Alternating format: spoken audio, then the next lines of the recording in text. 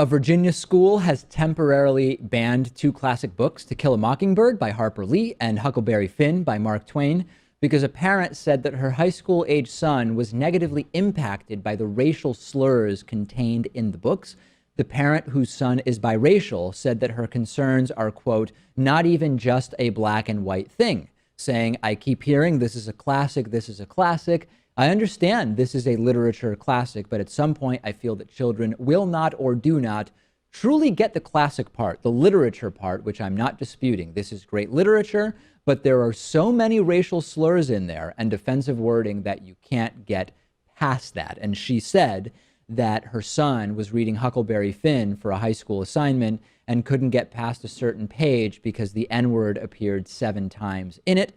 Racial slurs appear 219 times in Huckleberry Finn and 48 times in To Kill a Mockingbird. As a result, Accomack County Public Schools Superintendent Chris Hollins said that the district has temporarily suspended the books and appointed a committee to recommend whether the books should remain in the curriculum and in high school libraries. I think most in our audience know what my thought is on this.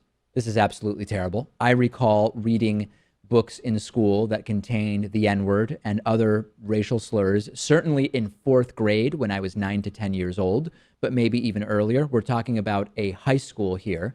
There was never a question about whether these words were okay to say. There was never a question about the difference between when the books were taking place and when we were reading it. And you might say, well, David, you're not black, so you heard the N-word and you weren't affected by it because it wasn't about your group. When studying World War II and the Holocaust in many classes, there was no shortage of readings that contained horrible slurs and statements about Jews, a group that I am a part of. And it was notable to say, at the time we said, yeah, we understand what this is.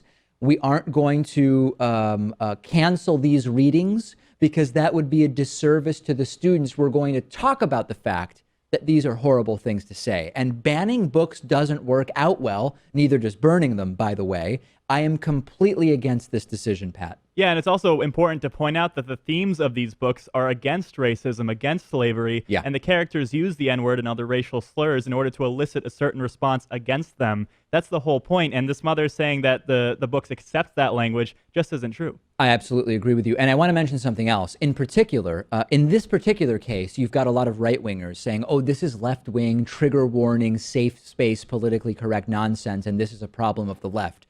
Don't forget that when the right wants to ban books because they go against conservative ideology, because they don't include God in discussions of science, or because of descriptions of sexual acts, or being used for sexual education purposes, and they don't align with religious conservatism, the right does the same thing, saying, no, no, no, my kids can't handle this, ban these books. This is just another version of it. And this time, Pat, it's the right-wingers saying it's the lefties who are wrong. But the right is also very much involved in the banning of material they don't want, often for so-called religious reasons. Yeah, and then they go around saying that they're never against any restrictions on free speech and censorship, and they're not for safe spaces, all this stuff. It's absolutely bogus. It's a double standard, but I am completely against this. I think that those books absolutely need to be. I mean, we're talking about high school. This was something that in my 4th grade class we were reading. Not these specific books, but books with this equivalent level of racial slurs and profanity. And we're talking about high school students here.